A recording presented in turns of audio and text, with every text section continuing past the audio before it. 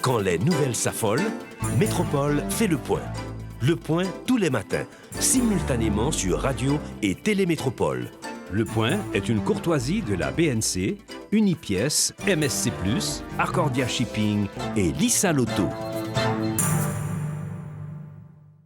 Madame, Monsieur, bonjour, bonsoir, bienvenue sur Métropole à l'heure de la rubrique Le Point. Aujourd'hui, nous ferons le point, évidemment, sur la relation haïtiano-dominicaine. On sait que depuis quelques mois, donc Haïti défraie la chronique un peu partout à travers le monde, dans la presse internationale de manière générale, mais aussi Haïti et la République dominicaine, donc deux ailes, dit-on, d'un même avion, donc deux pays habitant l'île. Donc évidemment, on connaît toute l'histoire. Avec Jean-Michel Kawa, journaliste international, évidemment, grand correspondant de Métropole depuis la République dominicaine, nous allons essayer de comprendre l'actualité haïtiano-dominicaine. Jean-Michel Kawa, bonjour, bonsoir, bienvenue sur Métropole, bienvenue chez vous, évidemment. Merci, bonjour, bonsoir à tous les amis haïtiens.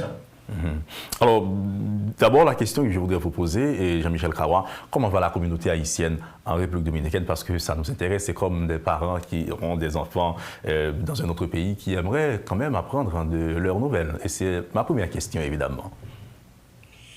Alors écoutez, la communauté haïtienne en République dominicaine est diverse, comme vous le savez. On parle de plusieurs plusieurs dizaines de milliers d'étudiants, on parle de nombreux travailleurs dans différents secteurs, depuis l'agriculture, la construction, le secteur informel. Un certain nombre, je dirais malheureusement la majorité d'entre eux sont sans papier, en conditions donc d'exploitation, comme vous le savez également. Et on parle de plus en plus donc d'une communauté dans le tourisme aussi. Il y a beaucoup d'Haïtiens. J'ai fait des reportages ces dernières semaines dans les zones touristiques, notamment dans l'est du pays, Punta Cana, Bávaro. Et j'ai pu constater à nouveau qu'une grande partie des gens qui travaillaient dans les hôtels, qu'il s'agisse de guides touristiques, qu'il s'agisse de vendeurs dans les boutiques, étaient haïtiens. Pourquoi? Parce que les Haïtiens parlent français, parlent anglais plus facilement, sont souvent trilingues, voire quadrilingues, et ce sont des atouts importants pour le secteur touristique. Alors voilà, c'est évidemment des conditions qui sont très variables. Je dirais que l'état de la communauté haïtienne en République dominicaine dépend beaucoup de l'économie de l'État, de l'économie dominicaine. C'est vrai évidemment pour le tourisme dont je viens de parler, mais c'est vrai également pour la construction, pour les autres secteurs, pour le commerce informel.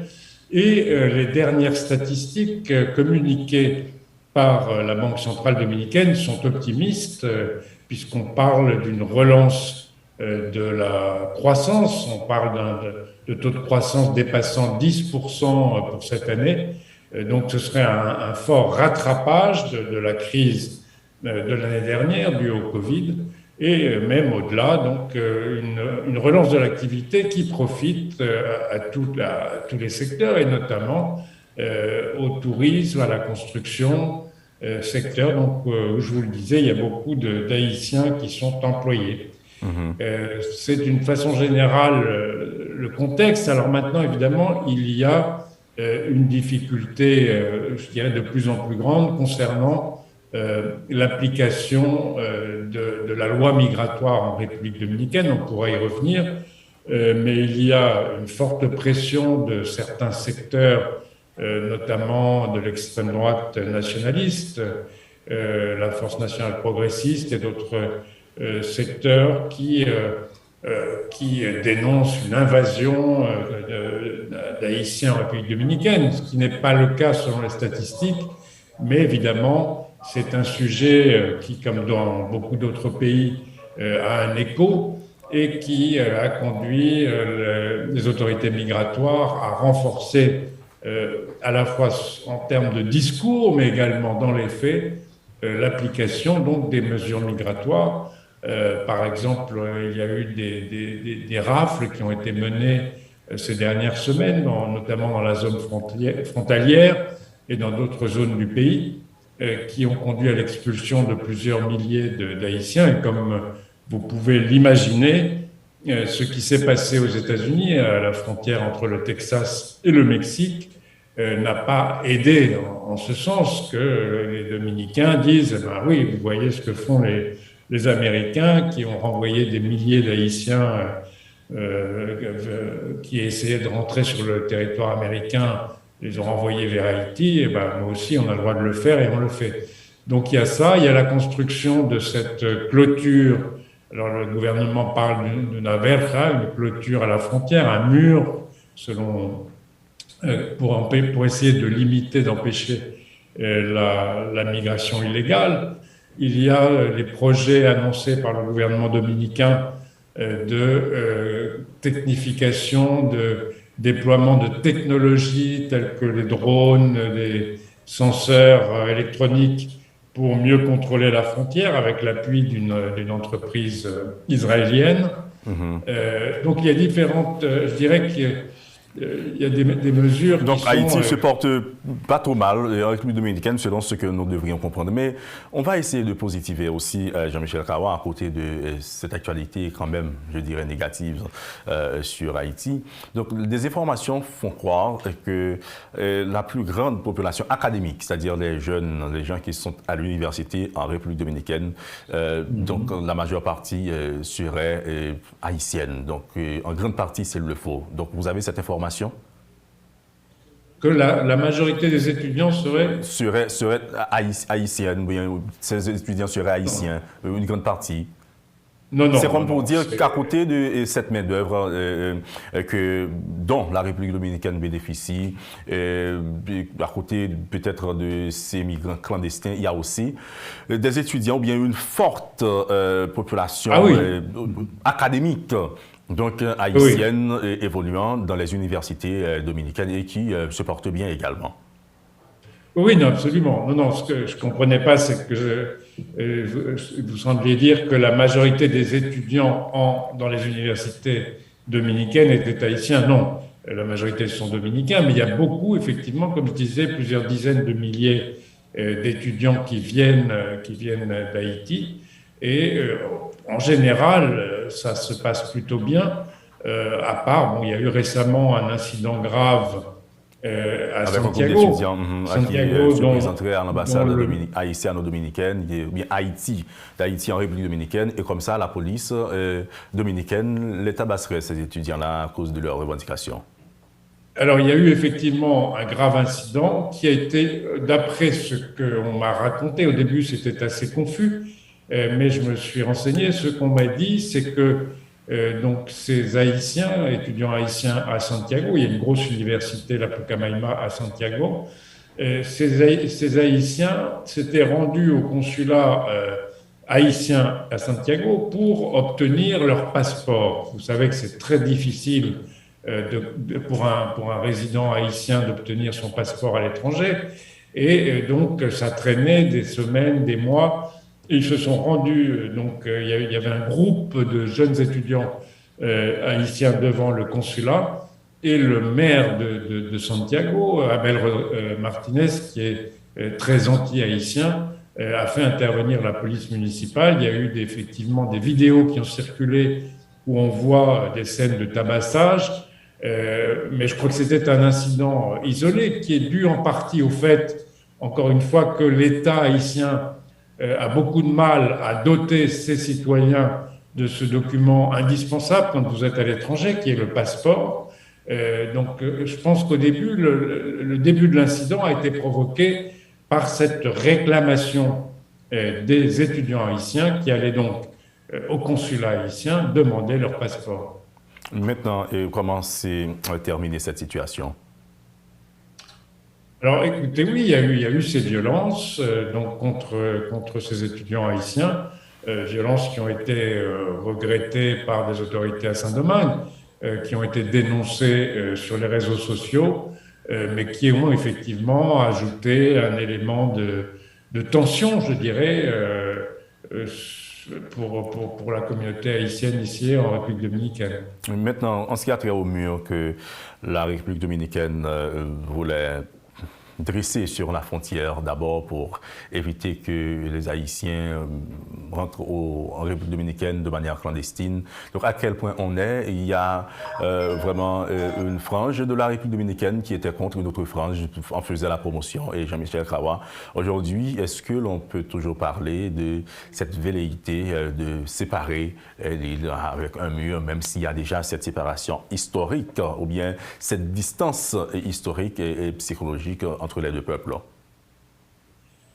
Oui, alors effectivement, le projet de mur a été très diversement accepté en République dominicaine. Lorsqu'il a été annoncé par le président Luis Abinader, il y a évidemment le secteur nationaliste qui a applaudi des deux mains en disant c'est une revendication qu'on porte depuis très longtemps et ça a été une des raisons pour lesquelles ce secteur de l'extrême droite nationaliste appuie le président Abinader. Il y a d'autres secteurs qui ont dénoncé ce projet en disant que c'était coûteux, inutile et que ça n'allait sûrement pas régler le problème de l'immigration. Vous connaissez toute cette polémique qu'il y a eu, par exemple, aux États-Unis autour de la construction du mur par l'ancien président Donald Trump. On a eu un petit peu cette même polémique ici en République dominicaine.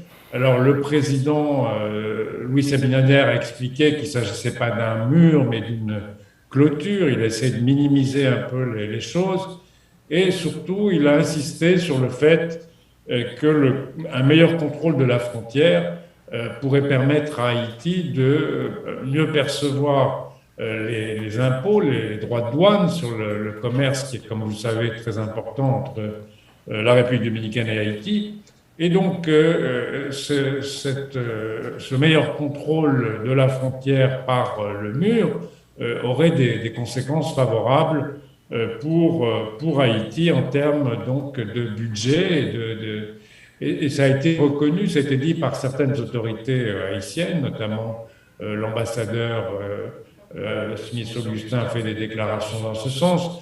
Donc, c'est un sujet qui... alors, ce qui est important aussi de savoir, c'est que ça va être une clôture physique et également, d'après ce qu'a dit le président Abinader, le déploiement d'une technologie, donc de l'usage de drones, de senseurs, différentes méthodes technologiques avancées fournies par une entreprise israélienne. Vous savez que les Israéliens ont l'habitude des murs avec ce mur qui sépare les Palestiniens d'Israël. Donc, c'est cette entreprise israélienne avec laquelle la République dominicaine est en négociation pour la partie technologique, je dirais, de ce mur. Mais est-ce que cela va continuer? Donc, on va tenir promesse et on va réaliser ce projet quand même. Est-ce que, avec cette négociation, on a l'impression que la République dominicaine parviendra au bout de cette vision de ce projet? Oui, en tout cas, le mur a commencé à être construit. Il avait d'ailleurs commencé avant la présidence de Luis Abinader. Et il y a un budget qui a été annoncé. On a parlé au total de 200 millions, il me semble, si ma mémoire est bonne, 200 millions de dollars américains sur plusieurs années, sur 5 ans. Donc oui, je pense qu'effectivement, il va y avoir, en tout cas, je ne sais pas si ça va être tout au long de la frontière, mais il y aura des éléments de cette clôture qui vont être construites dans les semaines et les mois qui viennent, oui. Maintenant, Jean-Michel Krawa, on aimerait voir avec vous, si vous voulez, la position dominicaine sur le canal que ferait Haïti sur la rivière, je dirais, haïtiano-dominicaine. Nous savons qu'en République dominicaine, il y avait vraiment des tensions à cause de cette décision prise par Haïti. Donc, on interviendrait sur la rivière, donc du côté haïtien, évidemment. Et depuis la mort du président Jovenel Moïse, depuis son assassinat, on n'entend presque pas parler de cette décision, que ce soit en Haïti, mais aussi en République dominicaine. Maintenant, vous qui êtes plus près de la frontière, mais aussi qui suivaient donc l'actualité haïtiano-dominicaine. À quel point on est d'abord la position dominicaine? Est-ce que maintenant il y a un calme et comment ça marche pour la construction de ce canal? Oui, alors on en parle beaucoup moins en République dominicaine. C'est un sujet qui a été très présent il y a plusieurs semaines, qui a été très commenté par les médias, qui a donné lieu à des prises de position des nationalistes, y compris il y a eu une petite manifestation à Darabont, dans la ville frontalière côté dominicain de Darabont. En fait, ce qui a, je dirais, choqué les Dominicains, c'est la manière dont ont procédé les autorités haïtiennes. C'est l'absence de concertation, finalement. Après ça, il y a eu des discussions sur le fait que les Haïtiens avaient évidemment le droit d'accéder à ces eaux frontalières. Mais c'est plutôt le fait qu'il n'y ait pas eu de consultation préalable, de discussion préalable avant le début de ces travaux qui a été mal perçu, qui a provoqué donc des réactions très négatives des différents secteurs en République dominicaine. Et comme je vous le disais, c'est un sujet dont on parle beaucoup moins. Le président Abinader a confié ce dossier à son ministre des Relations extérieures, à Roberto Alvarez, qui est donc le canciller. Et depuis cette époque, je veux dire, c'est un sujet qui a été un peu oublié en République dominicaine. Est-ce que c'est à cause de l'assassinat du président Jovenel Moïse qui était surtout derrière cette initiative pour irriguer les terres haïtiennes, donc encore du côté haïtien? Donc, vous pensez peut-être si personne n'intervient là-dessus, donc ce sera fini en termes de position pour la République dominicaine, donc on n'en parlera plus, ou bien la peur sera encore là? Au cas où notre président viendrait ou bien notre chef interviendrait là-dessus pour continuer le projet, les travaux? Non, je pense que c'est un sujet qui, effectivement, comme je vous le disais, en tout cas, n'a plus beaucoup d'existence médiatique. Ça ne veut pas dire qu'il n'existe plus. Hein. Vous êtes journaliste et vous savez comme moi que ce n'est pas parce que les médias ne parlent plus d'un sujet qu'il est réglé, bien loin de là. Mais en tout cas, il a été, comme vous le dites justement, occulté après l'assassinat et tout ce qui s'est passé depuis en Haïti. On en a beaucoup moins parlé. Et puis, il y a eu évidemment ces déclarations du président Abinader, cette volonté du président Abinader d'essayer de trouver des solutions par rapport à la relation bilatérale. Et je dirais que ça, c'est un des aspects, mais qui est relativement anecdotique par rapport à l'ensemble des dossiers que sont les dossiers migratoires, les dossiers sécuritaires, les dossiers de commerce entre les deux pays. Donc c'est un des sujets, mais je veux dire, c'est un des sujets qui est passé évidemment au second plan. Évidemment, crise multiforme en Haïti, donc ça attire l'attention, si vous voulez, des pays de la région de manière générale, du monde, pourquoi pas, mais de la République dominicaine de manière particulière. Le président dominicain Luis Abinader a déjà fait maintes interventions là-dessus, en présentant pour certains, pour d'autres en critiquant donc, la situation d'Haïti, ou pour parler tout simplement d'Haïti réellement. On va en parler nous aussi après la pause. D'ailleurs, c'est le sujet principal de l'émission, mais vous savez, il fallait quand même faire quelques nouvelles. En bref, avec vous, vous qui suivez l'actualité, Jean-Michel Kawa pour nous en République dominicaine. On va observer la pause, on reviendra et on parlera, et si vous voulez, globalement, des dernières interventions du président dominicain Luis Abinader à propos d'Haïti, que ce soit à l'ONU, mais aussi dans ces différentes cérémonies, dans ces différentes prises de parole. Il en profite toujours pour parler d'Haïti. On revient là-dessus dans un instant et c'est le temps de la pause. Madame, Monsieur, vous suivez la rubrique Le Point sur Métropole. À tout à l'heure. Le Point est une courtoisie de la BNC, Unipièce, MSC+, Accordia Shipping et Lissa Lotto. Bonjour à vous tous et à vous toutes. Bonsoir également. Bon retour à la rubrique Le Point, ou bien bon retour tous. tout simplement, et madame, monsieur. Avec vous aujourd'hui, Jean-Michel Kawa, qui est journaliste international, qui nous aide à comprendre la réalité ou l'actualité donc haïtiano-dominicaine. Et l'on sait que le sujet principal de cette émission, c'est ces interventions faites par le président dominicain Luis Abinader concernant Haïti, la crise multiforme que connaît Haïti. Haïti ne peut pas avancer seul, il faut de l'appui de l'international, etc. Donc, on va en parler au cours de la seconde tranche de l'émission avec Jean-Michel Kawa, à qui nous disons bon retour. Bon retour, Jean-Michel Kawa. Merci. Donc, rappelez-nous en gros ou brièvement le contenu d'abord du discours qu'avait tenu le président dominicain Luis Abinader à la tribune des Nations Unies récemment. Et le président Luis Abinader donc, a mis beaucoup d'importance sur le sujet, sur comment faire face à la crise haïtienne, et il a voulu, je dirais, tirer la sonnette d'alarme. Comme vous le savez, la communauté internationale s'est beaucoup désintéressée d'Haïti ces derniers temps, et même ces dernières années. Et la crise, parallèlement, n'a fait qu'empirer, notamment avec l'assassinat du président Jovenel Moïse dans la dernière période. Alors, face à cette situation, le souci principal du président Abinader a été de dire, écoutez, nous, République dominicaine, on est sur la même île, donc on est directement affecté par ce qui se passe en Haïti.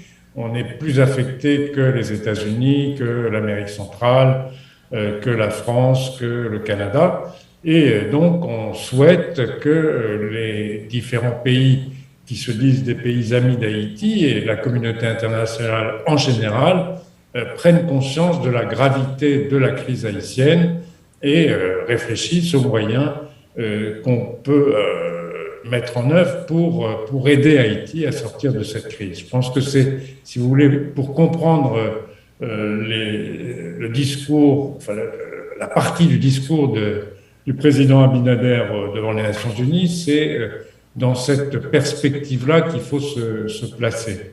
Alors, qu'est-ce qu'il a dit? Il a dit, écoutez, le problème principal, le plus urgent qu'affronte Haïti en ce moment, c'est le problème de sécurité, c'est le problème des gangs qui contrôlent une partie importante du territoire haïtien, et il faut régler ce problème de sécurité si on veut tenir des élections légitimes et qui permettront d'installer un pouvoir qui aura donc une légitimité en Haïti. Je pense que c'est un petit peu la phase qu'il a développé. Il a dit donc comment régler cette histoire de sécurité en Haïti, comment régler cette histoire de gang qui menace, a-t-il dit, la République dominicaine, car il y a une crainte réelle en République dominicaine que cette violence des gangs ne déborde, ne traverse la frontière. Et deuxièmement, il a dit on ne peut pas forcer donc un processus électoral à la va-vite tant que la population ne pourra pas aller voter, notamment pour des raisons de sécurité, et tant qu'il n'y aura pas de confiance donc, dans le processus électoral. Ce qu'il faut, c'est installer des autorités légitimes qui permettront ensuite de poser les bases de la relance du développement d'Haïti. Jean-Michel Kawa, il y a des gens qui pensent que le contenu du discours de Luis Abinader, le président dominicain, donc serait en grande partie au sujet d'Haïti, d'une part. Donc, d'autres pensent également que Luis Abinader profite de la situation de la crise multiforme d'Haïti pour asseoir son hégémonie dans la région. Pourquoi? Parce qu'il s'est empressé d'aller rencontrer des présidents de certains pays, du Panama, du Costa Rica, je crois aussi, du Mexique, pour réfléchir sur la situation d'Haïti, essayer de monter un groupe même capable de l'aider à faire un plaidoyer auprès du Conseil de sécurité de l'ONU pour solliciter, s'il le faut, une intervention donc, en Haïti sur la situation. Est-ce que vous ne pensez pas qu'il y a trop d'intérêt de la part de la République dominicaine, du président notamment, sur le sujet d'Haïti? Écoutez, je pense que c'est une analyse erronée. Je vais vous dire pour plusieurs raisons. Je connais personnellement le président Abinader depuis maintenant une dizaine d'années et je ne pense pas qu'il ait ce genre d'ambition. Luis Abinader est quelqu'un qui s'inscrit davantage dans une perspective de développement de son pays. Et je crois que ce qui se passe en Haïti, il le conçoit plus par rapport aux conséquences que la crise haïtienne peut avoir sur son programme, son plan pour la République dominicaine, que dans la perspective d'une hégémonie régionale. Franchement, c'est pas dans son caractère et je pense pas que ce soit dans ses ambitions. Alors vous me direz évidemment, les gens peuvent changer, le pouvoir est une drogue dangereuse qui peut rendre les gens fous. Et l'homme aux abords du pouvoir, dit-on, n'est pas l'homme au pouvoir. Pardon? L'homme aux abords du pouvoir, dit-on, n'est pas l'homme au pouvoir. Oui, c'est ce que j'allais vous dire. Et lui, il fait de la politique. On l'a vu souvent dans beaucoup de pays, notamment en Haïti. Mais je pense que il faut bien comprendre, et j'ai des amis proches, journalistes, analystes haïtiens, qui ont développé cette théorie. Mais je pense que c'est une erreur. C'est une erreur parce que ce qui a motivé, je pense, le discours et les actions du président Abinader, c'est encore une fois, c'est pas un souci d'hégémonie régionale. C'est le fait que la conscience, au contraire, que la République dominicaine, pour des tas de raisons historiques qu'on connaît, pour des raisons d'antagonisme, de conflit entre les deux pays depuis très longtemps, sans remonter au massacre de 1937, à la crise liée aux expulsions sous Balaguer. Enfin, on connaît le passif difficile entre les deux pays. Donc évidemment, la République dominicaine, contrairement à ce que me disent un certain nombre d'Haïtiens, n'a aucune envie et aucun intérêt d'intervenir en Haïti, d'occuper Haïti. Et c'est très bien que c'est pas elle qui va pouvoir aider Haïti concrètement. Ce qu'on voudrait souligner avec vous aussi, Jean-Michel Kawar, c'est très clair. Ce qu'on voudrait souligner avec vous aussi, c'est qu'il y a l'aile dure, si vous voulez, les ultranationalistes dominicains qui rêvent d'une telle chose, d'une intervention ou bien d'une occupation quelconque. Et vous le savez aussi, vous vivez la situation. Non. Non, ça aussi c'est une vision erronée.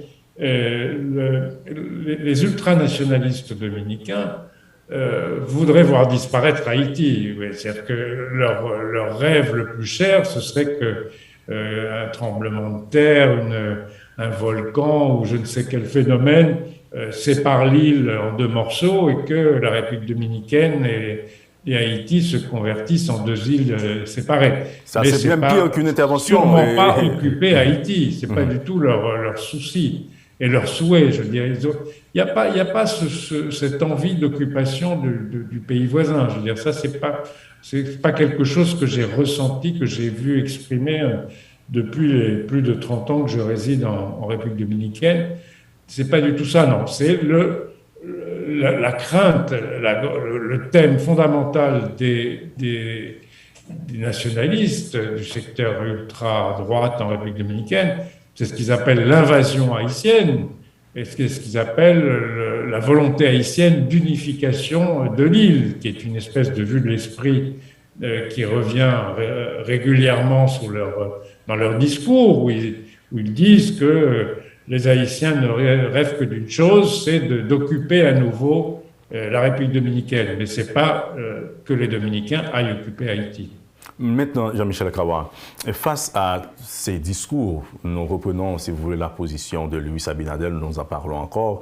Pas une fois, pas un jour qu'il ne parle d'Haïti dans ses interventions. Et la presse dominicaine également s'intéresse beaucoup, si vous voulez, à la vie haïtienne, à la crise multiforme que vit le pays, que vit Haïti. Et à chaque fois, le président lui-même, il en profite pour en parler, pour parler de sa vision, de ses projets à propos d'Haïti. Oui, absolument, parce que, comme je vous le disais, ce qui se passe en Haïti a une incidence évidente et directe et quotidienne sur la République dominicaine. La République dominicaine, comme a dit et répété Haïti, ne peut pas ignorer Haïti, contrairement à beaucoup d'autres pays qui se disent amis d'Haïti et qui ont un intérêt par éclipse. Je pense à la France, je pense aux États-Unis, je pense au Canada, je pense à d'autres pays d'Amérique du Sud que vous connaissez, comme le Brésil, l'Argentine, le Chili, qui se sont intéressés à ce qui se passait en Haïti, beaucoup même à une période, et qui semblent aujourd'hui l'avoir oublié, si ce n'est en ce qui concerne les problèmes de migration d'Haïtiens qui ont gagné ces contrées. Donc, je pense que l'essentiel, ce qui fonde le discours de Luis Abinader, c'est la République dominicaine ne peut pas se désintéresser d'Haïti, mais en même temps, pour des raisons historiques, pour des raisons, la République dominicaine ne peut pas intervenir, ne va pas intervenir dans les affaires haïtiennes, et c'est la raison pour laquelle la République dominicaine a essayé de mobiliser d'autres pays de la région, notamment, comme vous le disiez, le Costa Rica, qui n'est pas un pays belliciste. Vous savez que c'est le seul pays de la région des Amériques qui a aboli son armée, comme le Panama, comme le Mexique qui a répondu. Vous savez que le président mexicain, Andrés Manuel López Obrador, est quelqu'un qui est très attaché à la souveraineté de chaque nation, à la fameuse doctrine latino-américaine de respect de la souveraineté nationale. Donc, ces pays, pourquoi s'intéressent-ils à l'initiative dominicaine? L'Argentine aussi, qui est un pays gouverné par un pays plus ou moins progressiste, en tout cas par rapport à d'autres pays de l'Amérique latine. Ces pays se sont intéressés à l'initiative du président Abinader, je crois, parce qu'ils ont conscience que la crise haïtienne est très compliquée, a des conséquences ne serait-ce que migratoires pour tous ces pays. Et regardez ce qui s'est passé à la frontière entre le Mexique et les États-Unis. Qu'est-ce que fait le Mexique aujourd'hui avec ces dizaines de milliers de migrants haïtiens qui remontent du sud de l'Amérique, du cône sud, du Chili, du Brésil, et qui traversent toute l'Amérique centrale, qui traversent le dangereux détroit du Darién entre la Colombie et le Panama, et qui traversent l'Amérique centrale et se retrouvent au Mexique, que les États-Unis empêchent de rentrer. Qu'est-ce que fait le Mexique? Donc je pense que c'est ça qu'il faut bien prendre en considération. C'est devenu un problème régional de par la migration, et le pays le plus exposé, évidemment, est le pays voisin, la République dominicaine, avec lequel Haïti a une frontière terrestre, le seul. Donc c'est ça qui explique, je pense qu'il faut revenir à ça, c'est ça qui explique l'intérêt, les déclarations du président Abinader. Je pense qu'il n'y a pas chercher une volonté d'hégémonie, à parler de volonté d'occuper Haïti. Tout ça relève de la plus haute fantaisie et du délire, du prurite nationaliste de quelques amis haïtiens, mais c'est absolument pas, je peux vous le dire, pour être ici et connaître les protagonistes, c'est pas le souci de la République dominicaine, y compris, c'est pas le souci des nationalistes de l'armée dominicaine. Et depuis, vous savez, en Haïti, certaines personnalités, certaines structures reçoivent, s'il le faut, très mal le comportement du président dominicain, s'il le faut, ses discours, tout simplement, au point qu'il y a cette association militaire d'Haïti qui a écrit au président Luis Abinader pour lui dire « C'est vrai que la situation haïtienne est grave, c'est vrai qu'il y a cette crise multiforme, crise sécuritaire, mais nous vous en prions, ne demandez pas à l'ONU de faire une intervention, que ce soit humanitaire ou autre, en Haïti. Au contraire, nous avons besoin de l'appui en logistique pour pouvoir construire notre armée et puis régler indirectement, s'il le faut, nos affaires nous-mêmes. Vous avez lu cette correspondance adressée au président Luis Abinader. Maintenant, d'après vous, d'abord, quelle est votre première compréhension? Ensuite, quel impact vous pensez que cela peut avoir sur la politique, si vous voulez, bilatérale de la République dominicaine? Ma première réaction, ça a été, et je vous ai posé la question hors caméra, qu'est-ce que c'est que cette association militaire dont j'avais jamais entendu parler? Vous m'avez répondu que vous-même ne la connaissiez pas avant la publication de cette lettre. Donc, ma première question, c'est celle-là. C'est vraiment que représente Alors, le texte est tout à fait intéressant, je l'ai lu avec intérêt. Maintenant, encore une fois, je pense que le rêve non seulement de la République dominicaine, mais de Joe Biden à la Maison-Blanche, de ses conseillers, du gouvernement canadien, du gouvernement français, des Guadeloupéens, des Guyanais, etc., ce serait que les Haïtiens règlent leurs problèmes eux-mêmes. Et je crois que lors d'une récente visite à Port-au-Prince, le conseiller pour la sécurité nationale de Joe Biden, Juan González, l'a dit, je pense que c'est le souci mais ce qu'on voit en tout cas, c'est que loin de régler leurs problèmes, la situation s'est détériorée d'une manière très inquiétante, avec, comme je le disais, cette multiplication des gangs. On parle, Radio Métropole parle de plusieurs dizaines, voire plus de 100 gangs qui contrôleraient des pans entiers du territoire. Enfin, tous les observateurs le savent et le disent.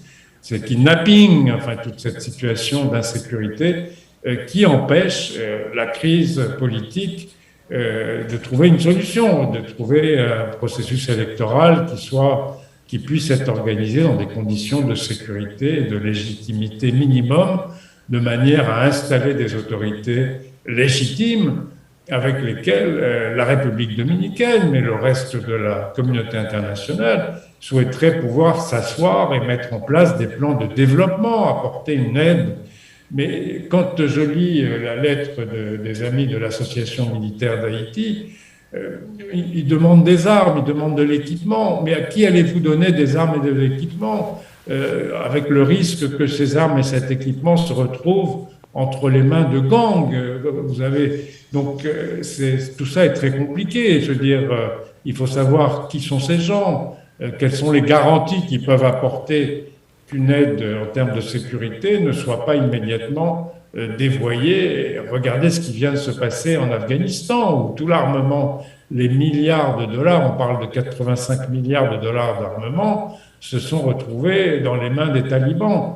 Donc, ce sont des décisions qui sont compliquées et qu'on ne peut pas prendre comme ça, évidemment, sur la base d'une lettre d'une association que personne ne connaît. Maintenant, il rappelle également qu'au lieu d'intervenir ou bien de réunir certains pays pour parler, si vous voulez, d'une possible aide humanitaire afin d'accompagner Haïti dans la résolution de sa crise, et on ferait mieux peut-être de se réunir pour demander qu'on enlève l'embargo sur les armes qu'il y a sur le pays également. On en a parlé dans cette lettre et on rappelle également qu'Haïti, c'est un pays d'identité, si vous voulez, de culture militaire et qui, avec le temps, s'est fait une réputation grâce à ses victoires aussi. Oui, mais quand on parle d'embargo sur les armes, de quoi parle-t-on? Les armes, et vous le savez beaucoup mieux que moi parce que vous êtes en Haïti, les gangs sont armés, ont des armes de guerre.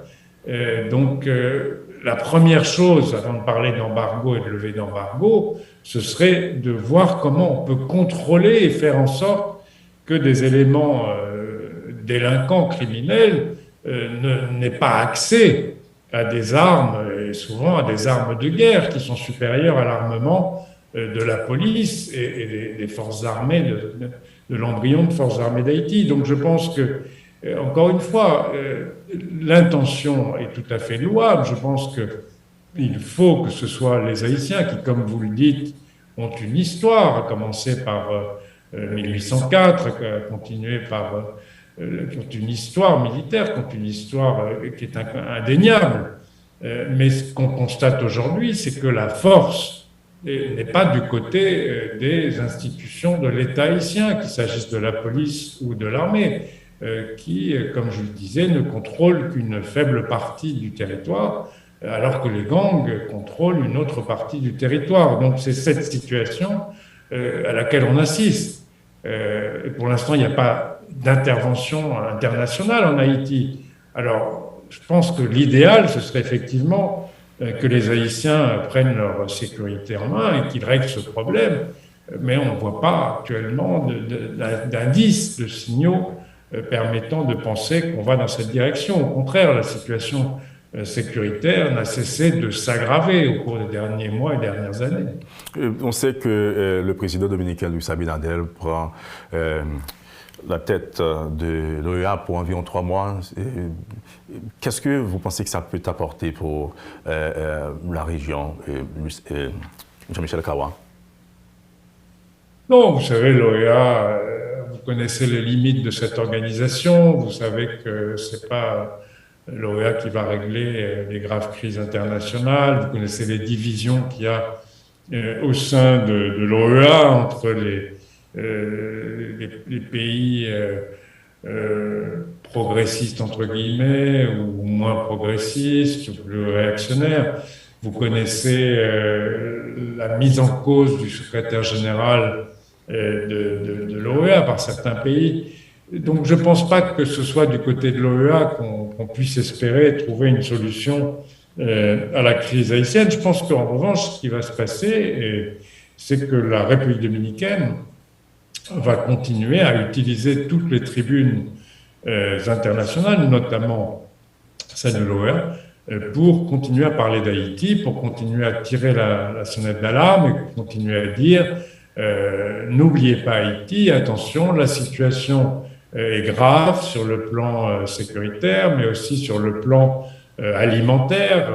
Humanitaire tout court, s'il le faut peut-être. La sécurité alimentaire est grave et je pense que la République dominicaine va continuer dans ce sens. Maintenant, je vais reprendre la question. Pourquoi autant d'intérêt? Tout simplement parce qu'elle est à côté. Tout simplement parce que c'est le pays qui subit de manière la plus directe les conséquences de la crise haïtienne. Réfléchissez en termes de migratoires. Évidemment, il est plus facile pour des Haïtiens de venir en bas-fil, comme on dit, passer la frontière en République dominicaine, que d'aller au Chili, que d'aller au Mexique ou aux États-Unis. Pensez aux conséquences sur le commerce binational entre la République dominicaine et Haïti représente, c'est le deuxième client, Haïti est le deuxième client de la République dominicaine. Donc, plus la crise économique s'aggrave en Haïti, plus la crise politique empêche le redressement de l'économie haïtienne, moins les vendeurs de volailles, les vendeurs de produits dominicains en tout genre vendront de produits. Donc tout ça. Et puis évidemment, je reviens au problème de sécurité, la crainte que ces phénomènes de gangs, de kidnapping, d'insécurité ne passent la frontière et ne débordent en République dominicaine. Donc tout ça fait que c'est le pays le plus directement impacté par la crise haïtienne. C'est pas le Canada qui est loin, même les États-Unis évidemment qui ont vu cette vague migratoire. Et je pense que c'est une des raisons pour lesquelles à Washington on se préoccupe davantage de la crise haïtienne. Mais vous savez très bien que l'administration Trump considérait Haïti comme un shithole, comme on dit en anglais. Et ne voulait surtout pas regarder ce qui se passait en Haïti. Maintenant, Jean-Michel Kawa, en termes de rappel, le président Luis Abinadel a promis aux bandits, aux chefs de gangs haïtiens, que s'ils mettent les pieds en République dominicaine, donc l'armée dominicaine pourra les traquer parce qu'il y a des moyens pour ça là-bas. Oui, absolument. Ce qui montre bien, encore une fois, quelle est la raison de l'intérêt, comme vous dites, de la République dominicaine.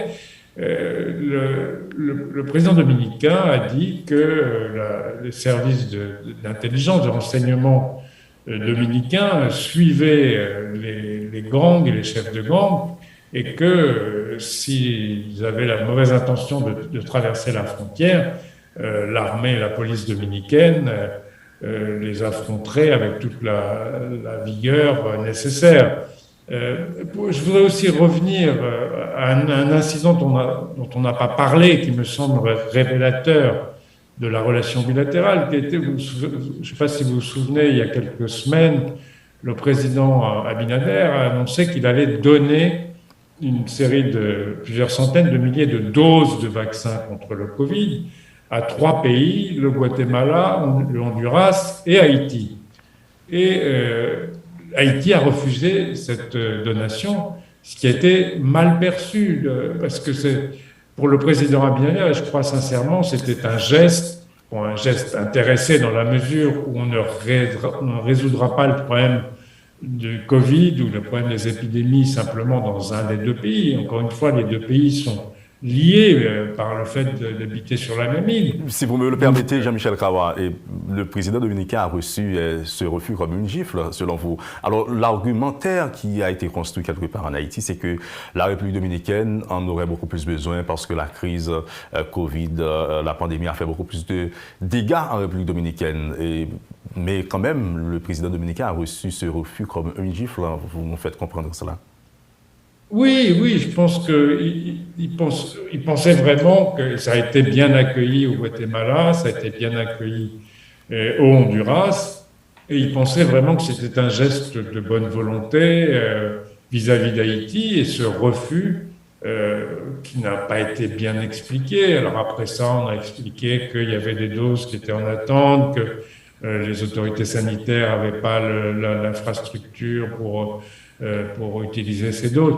Mais de toute façon, cette espèce c'était une friction, à mon avis, non nécessaire par rapport à un geste de bonne volonté de la part du président Abinader, et qui montrait que son souci n'est pas, comme vous le disiez, ou comme certains Haïtiens le disent, d'affirmer son hégémonie ou d'occuper Haïti, mais bien si vous me le permettez, de régler un certain nombre de problèmes en Haïti. Jean-Michel Kawa, en parlant d'hégémonie, on voulait parler aussi de leadership également sur, si vous voulez, la région. Surtout, on sait qu'aujourd'hui, Luis Abinader devient président de l'OEA pour environ 3 mois. Et à côté de la visibilité de cette présidence, qu'est-ce que ça peut apporter à la République dominicaine, Jean-Michel Kawa, cette présidence, si vous voulez? Bon, encore une fois, la République dominicaine de Luis Abinader a le souci. Finalement, ils n'ont pas une vision géopolitique très affirmée, je dirais probablement moins que le président Leonel Fernandez, peut-être un peu plus que le président Danilo Medina, mais ce n'est pas un sujet qui intéresse et préoccupe particulièrement le président Luis Abinader.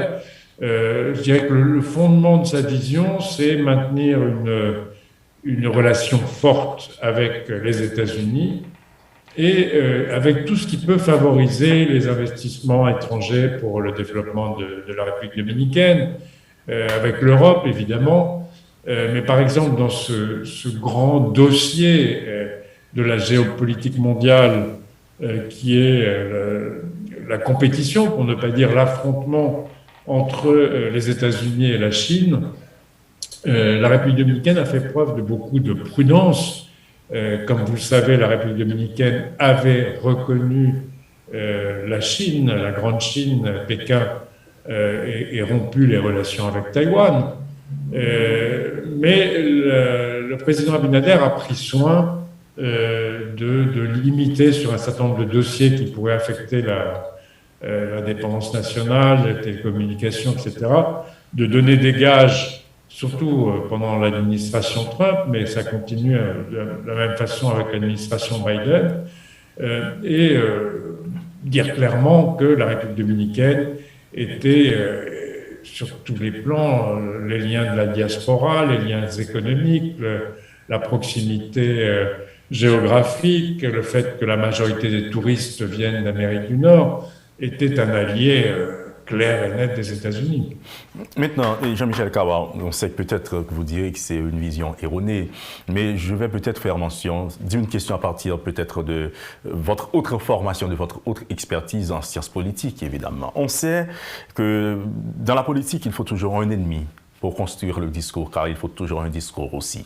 Donc, est-ce que vous pensez qu'Haïti, la crise multiforme que vit le pays, peut devenir aujourd'hui une forme de discours pour la République dominicaine, notamment le président dominicain qui, qu'on le veuille ou non, que vous dites connaître personnellement, est un homme politique, il fait de la politique, et c'est l'intérêt et l'intelligence qui constituent l'épine dorsale, si vous voulez, de la politique, de la pratique politique tout court. Oui, mais comme je vous le disais, bon, les époques changent, les hommes politiques changent, et je crois que penser Luis Abinader comme on aurait pensé Joaquín Balaguer ou même Leonel Fernandez, c'est une erreur. Je crois que c'est une autre génération, et je crois que son souci, encore une fois, n'est pas d'affirmer son pouvoir politique et son ambition politique par rapport contre un autre pays. Je pense qu'il voit Haïti, encore une fois, comme un problème réel pour les raisons qu'on a longuement évoquées, migratoire, commerce, sanitaire. La République dominicaine est de plus en plus consciente et engagée dans cette grande lutte contre le réchauffement climatique, pour la sauvegarde de l'environnement. Vous savez que ces petites îles où nous sommes sont parmi les plus menacées par le réchauffement climatique. Et il est évident que ce n'est pas un problème qui va se régler simplement à Saint-Domingue. Il faut qu'il y ait une alliance et des actions communes entre Saint-Domingue et Port-au-Prince, entre Haïti et la République dominicaine, pour affronter ces problèmes tels que le réchauffement climatique, tels que la lutte contre ces pandémies qui sont de plus en plus nombreuses. Or, face à ça, je pense que c'est là-dessus qu'il faut... Alors, il y a évidemment des secteurs, comme je vous le disais, des secteurs ultranationalistes, mais des deux côtés, hein, je pense aussi bien en République dominicaine qu'en Haïti, qui cherchent par tous les moyens à mettre de l'huile sur le feu et à profiter de cette crise haïtienne pour essayer d'antagoniser, d'affronter les deux pays.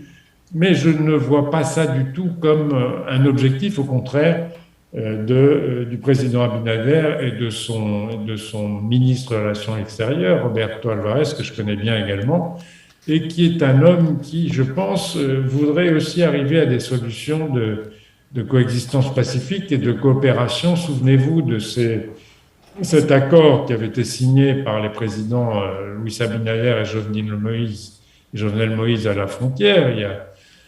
C'était, je pense, un bon accord. Il y a les différents points qui étaient évoqués. Alors évidemment, tout ça est resté en l'air du fait... Mais pourquoi c'est resté en l'air? C'est pas resté en l'air du fait des Dominicains, c'est resté en l'air du fait de l'assassinat du président Moïse et de l'incapacité des Haïtiens d'organiser un processus électoral dans des conditions de sécurité suffisantes pour arriver à installer des autorités légitimes. Donc je pense qu'on revient toujours au même problème, et c'est ça qui motive, je crois, le président Abinader, plus qu'un souci de puissance, d'hégémonie ou de reconnaissance historique. D'après vous, qu'est-ce qu'on devrait espérer dans les jours, dans les mois qui viennent, donc dans les relations, et si vous voulez, bilatérales entre Haïti et la République dominicaine? Vous qui, certainement, vous avez une certaine maîtrise, pour avoir une maîtrise certaine des deux réalités. Non, mais encore une fois, je pense que je vous ai longuement exposé ce que je crois être l'attitude et la politique dominicaine. Je crois que la balle est très largement dans le camp haïtien, et je crois que cette lettre de l'association militaire d'Haïti, moi je pense que les Dominicains ne souhaitent qu'une chose, et moi aussi d'ailleurs, c'est que les Haïtiens prennent en main leur destinée vraiment et soient capables de résoudre les graves problèmes. Je dirais un pays dont des dizaines de milliers de citoyens, pour ne pas dire des centaines de milliers, essayent de fuir et se retrouvent dans des conditions épouvantables, soumis les femmes au viol, les hommes au dépouillement, à la fin traverser toute l'Amérique à pied, du sud au nord. Je veux dire, il y a un problème réel. Il est temps qu'effectivement Haïti se reprenne en main, et j'espère que ces militaires-là qui ont créé cette association offriront des garanties et des réponses concrètes pour le premier pas, qui serait permettre effectivement de créer des conditions de sécurité pour un processus électoral juste et accepté et légitime. Mais ça, c'est aux Haïtiens. Je dis encore une fois, la balle est dans le camp des Haïtiens. Vous pensez que le président Luis Abinader a bon cœur, bonne foi à l'égard d'Haïti? Bon, comme vous dites, c'est un politique, c'est un chef d'État. Moi, je pense qu'il ne faut pas... moi, personnellement, je peux vous dire, parce que je le connais, je connais sa femme, je connais ses filles, je connais la famille, je connais son père qui est décédé. Et je peux vous dire que, bon, mon sentiment, mais peu importe, c'est pas ça qui est important. Je pense que ce qu'il faut surtout éviter, c'est des deux côtés, cette espèce de surenchère complotiste, essayer d'inventer des scénarios qui ne reposent sur rien, sinon sur des espèces de prurites nationalistes des deux côtés. Et l'importance, encore une fois, je pense que l'important, c'est le souci du président Abinader de développer son pays de la meilleure manière possible. Et il sait qu'un des points importants pour la République dominicaine, c'est la relation avec Haïti. Donc, je crois que c'est ça qui le motive beaucoup plus que le fait d'être quelqu'un de bon ou de mauvais, d'ambitieux ou de mauvais. Moi, je ne veux pas qualifier sur le plan moral un chef d'État, mais simplement dire ce que je constate de son action et ce que je pense être ses objectifs. Et surtout quand on sait qu'il y a la morale et il y a aussi la morale politique. Pour vous qui avez une expertise en sciences politiques, Jean-Michel Karawa, merci beaucoup de votre disponibilité à Métropole, comme d'habitude, et merci de cet entretien, de cet échange donc avec nous aujourd'hui. De rien, plaisir et bonjour et merci à tous les amis.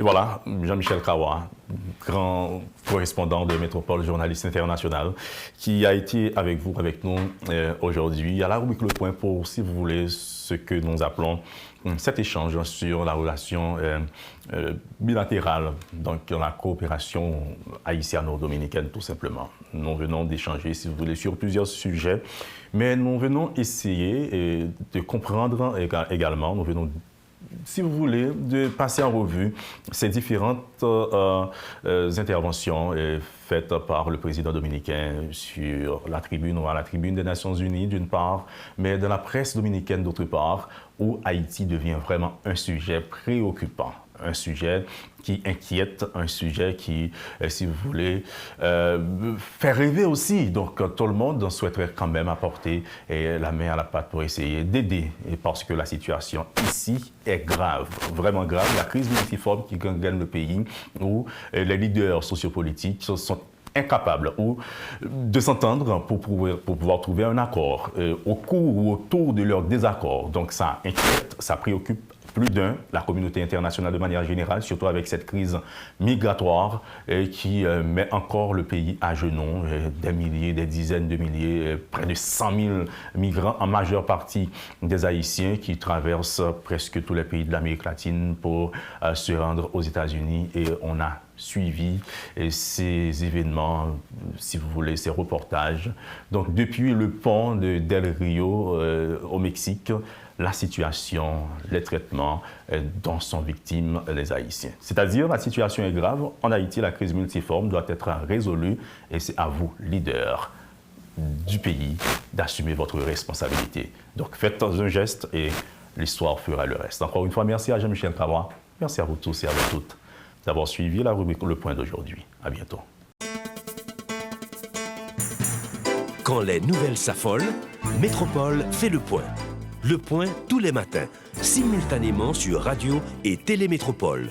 Le Point est une courtoisie de la BNC, Unipièce, MSC+, Arcordia Shipping et Lisa Lotto.